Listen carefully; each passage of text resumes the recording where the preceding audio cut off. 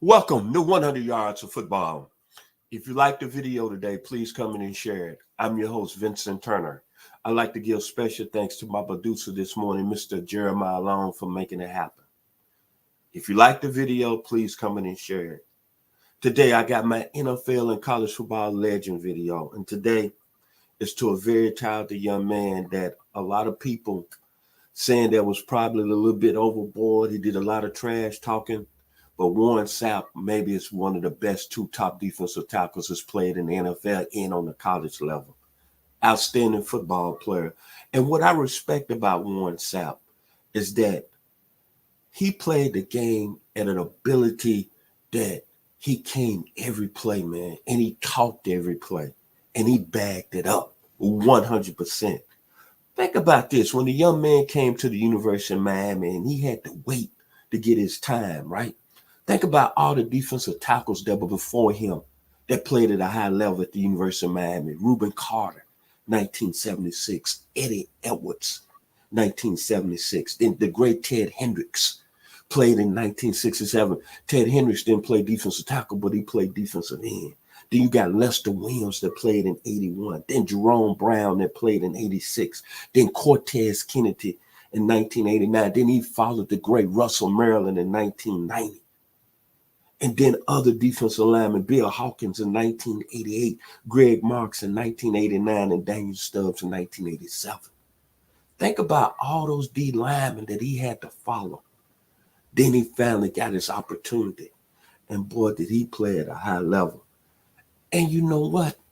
You're really graded when the peers say how good you were. Bobby Bowden said this about Warren Sapp. He is an intimidator and he destroys the line of scrimmage.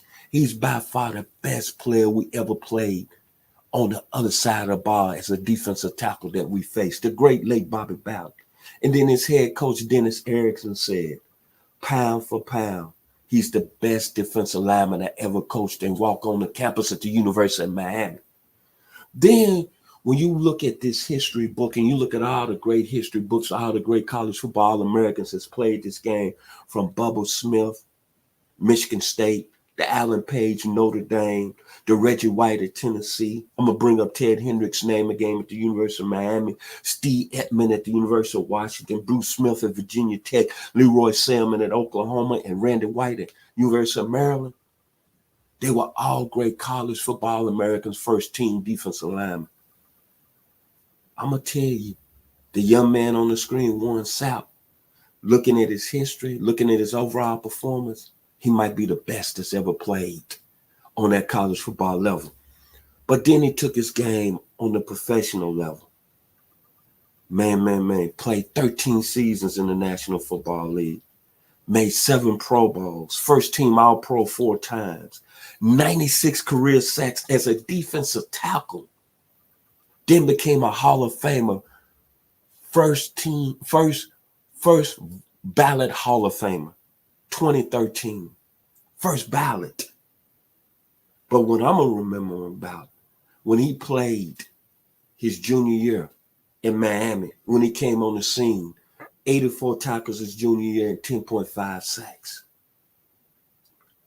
And the moment that I'm always gonna think about Warren Sapp, go back to the playoff game, 1999, against the Green Bay Packers when Green Bay beat Tampa Bay 21-7, but Warren Sapp that game had 3 sacks, 7 tackles, and he had 2 forced fumbles. Even though Tampa Bay lost that football game 21-7, man, he was at another level. NFL Defensive Player of the Year in 1999, 12.5 sacks. And then you're looking at the skill set. High energy, A+. Big time trash talker, A+. Speed along the line of scrimmage, A+. Key and diagnose as a defensive lineman, A+. Explosive tackling machine, A+. Hard hitter, A+. Burst and acceleration, A+. Initial quickness, A+. Point of the strength of playing defensive tackle, A+. Pass rushing ability, A+. Effort, A+. Strength, A plus. Play speed, A plus. It don't matter how you feel about Warren Sapp, the people out there in the media, but I'm going to tell you, the young man might be, when you're talking about defensive tackles, both on the college and professional level, and when we start throwing names out there, like I'm going to start on the NFL level from Marilyn Olsen, Bob Lilly, to Randy White, to Joe Green, to Alan Page, Dan Hampton, you better put Warren Sapp name in that conversation when you talk about great NFL defensive tackles. And then, like I said, on the college level, we're talking about the great Bubba Smith that was at Michigan State in 1966.